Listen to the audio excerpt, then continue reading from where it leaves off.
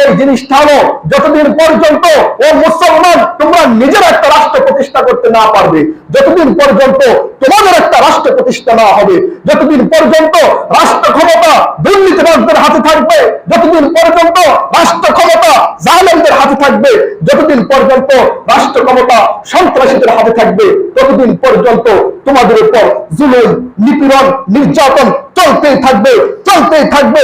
জুলুম, নিপীড়ন, নির্যাতন, সন্ত্রাস থেকে যদি তোমরা নিজেদেরকে বাঁচাতে চাও, নিজের সমাজকে বাঁচাতে চাও, নিজের দেশকে বাঁচাতে চাও, তাহলে তোমরা নিজেরাই আল্লাহর জমিনে আল্লাহর জন্য একটা রাজ কায়েম করে দেখাও।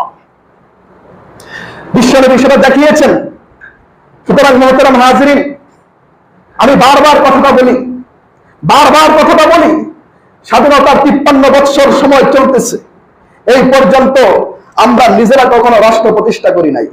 আমরা রাষ্ট্র ক্ষমতা বারংবার আমরা রাষ্ট্র ক্ষমতা দুর্নীতিবাজ সন্ত্রাসীদের হাতে রাষ্ট্র ক্ষমতা তুলে দিয়ে আমরা বারংবার প্রতারিত হয়েছি, বারংবার নির্যাতনের শিকার হয়েছি। আপনি দোষ কাকে দিবেন? জিস ঘর মে আগ লাগা হ্যায় ঘর ভি কিসে লাগছে, আপনার ঘরের প্রদীপেই তো আপনার ঘরে আগুন লাগছে, আপনি কাকে দোষ দিবেন? আর ভাই, আমরা নিজেরাই তো দুর্নীতিবাজদের হাতে দেশের ক্ষমতা বারংবার তুলে দিয়েছি, আমরা নিজেরাই তো জালেমদের হাতে দেশের রাষ্ট্র ক্ষমতা তুলে দিয়েছি। সুতরাং আমাদের উপর নির্যাতন চলবে না তো চলবে কাদের উপর? আমাদের দেশে অশান্তি বিরাজ করবে না তো বিরাজ করবে কাদের উপর? সুতরাং মুহতারাম হাজিরিন, রাসূলের মক্কি জীবনের 13 বছরের জিন্দেগি আমরা অতিবাহিত করেছি।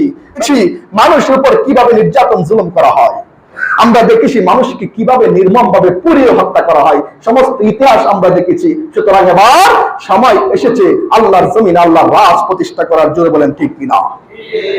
সুতরাং আগামী দিনে পরিষ্কার বলছি, আগামী দিনে আমরা এমন কোন সরকার চাই না যারা নিজের দেশের মানুষের সেবা না করে অন্য দেশের প্রভুদের গোলামি করতে বেশি পছন্দ করে।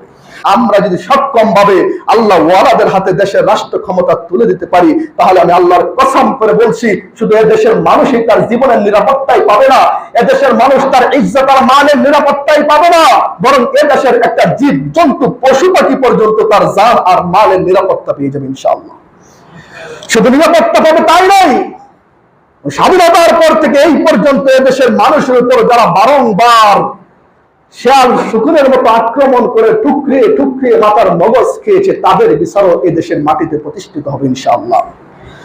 যদি উলামায়ে কেরাম আল্লাহ ওয়ালারা আল্লাহর রাজ এদেশে প্রতিষ্ঠা করতে পারে, ন্যায় আর ইনসাফের একটা রাষ্ট্র প্রতিষ্ঠা হবে ইনশাআল্লাহ।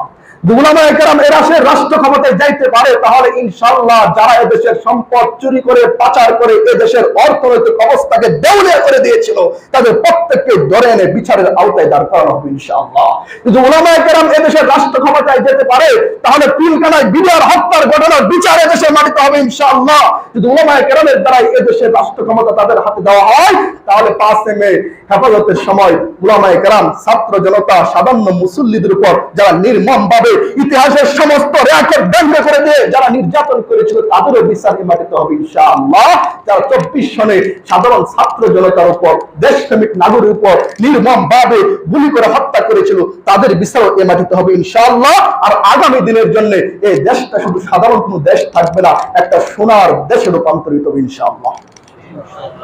সুতরাং আমরা নিজেরাই একটা আল্লাহর জমিনে আল্লাহর রাজ কায়েম করতে চাইতো ইনশাআল্লাহ,